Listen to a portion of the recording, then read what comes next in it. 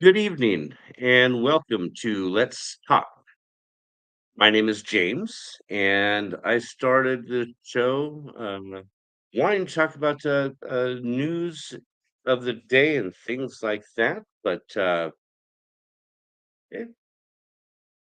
we have this horrific murder of Samantha Woll that has gone unsolved. So I'm going to continue to do this show every weekday to help keep her story in the media.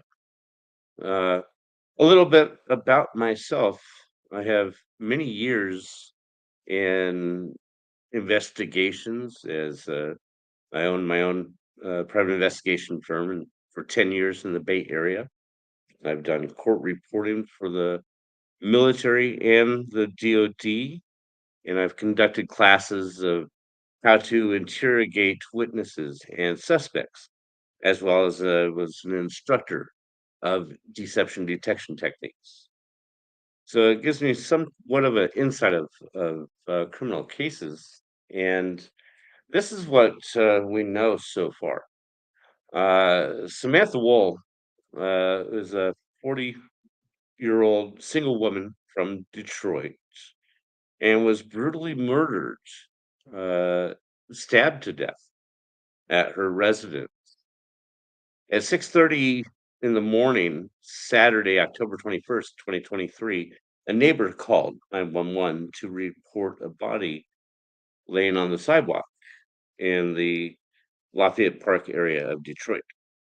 Now, police arrived and determined uh, the identity of the woman, Miss Samantha Woll, and was she was stabbed to death from multiple stab wounds, and from their description said she had been dead for quite some time. Now, a trail of blood led from the location of the body to the inside of her residence. Police determined the murder had taken place inside, and Miss Wool then stumbled outside and fell to the ground where her body was found. There was no signs of forced entry, and Miss Wool had no defensive wounds. Now, because of the time frame, this was just a couple weeks after the Hamas invasion of Israel and the massacre there. So the police immediately stated that a hate crime motive was quickly ruled out. They did say that the evidence they collected was going to be very, very careful, quote unquote, from the police chief of how they release to the media. So it is assumed that the ever evidence they have leads them to a specific person and motive. Now, Samantha Woll, she was the board president of the downtown synagogue of Detroit and was very politically active. She recently served as the political director for Michigan Attorney General Dana Nessel's reelection campaign and also worked as a deputy district director for U.S. Representative Slotkin from Michigan. Now, last month, Wednesday, November 8th, police made an arrest of an unnamed suspect who reportedly knew Miss Wool and attended her funeral. They arrested him en route from Kalamazoo to Detroit. So they were keeping an eye on this person all along. And once they arrested him, he invoked his right and requested an attorney and stopped answering questions. Michigan law is after 72 hours from an arrest, you must either charge a person or release them. So on Friday, November 10th, he was released without being charged. And also, he was released without being named by the authorities. Crime Stoppers has issued a $15,000 reward for tips leading to an arrest, but nothing so far. Now, the uh, police commissioners had a meeting and had Police Chief White come in to answer questions. And in regards to the hate crime motive, he was direct asked, and here's his answer. I'll let you listen. It was not anti-Semitic. Is that still the case at this point? I am confident in that. But again, when I stated that, my words were, at this time, there's nothing that suggests that this is a hate crime. And I stand behind that.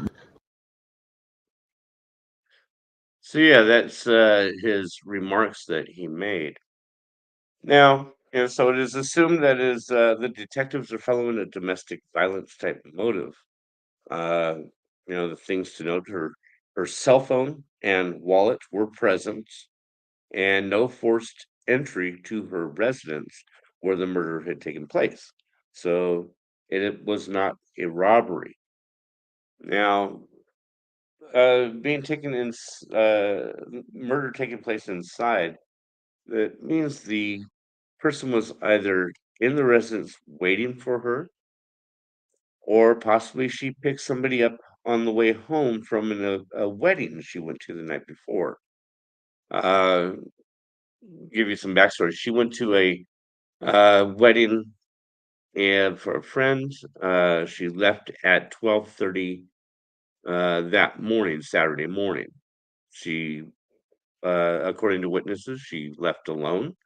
Was her normal, joyful self, and it was in a somewhat good mood. So nothing seemed out of the ordinary. So we don't know if somebody followed her, uh, or again, she could have picked somebody up. The other thing is the um, murder weapon, the knife. It was never asked by the media to the police, nor answered about, well, where is the murder weapon? Was it located? Was it at the scene?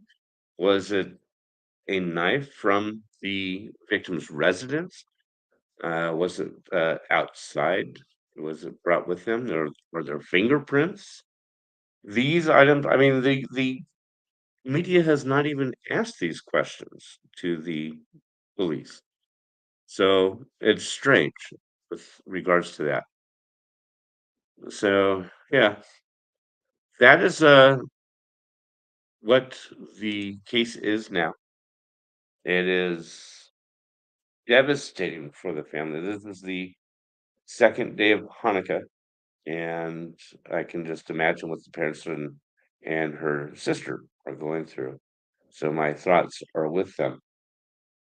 The police need to have some type of update. They need to give some information. Um, Somebody knows something. And again, Crime Stoppers is offering a reward, and you can see it down below there on the banner. They're offering a $15,000 reward, and you can remain anonymous.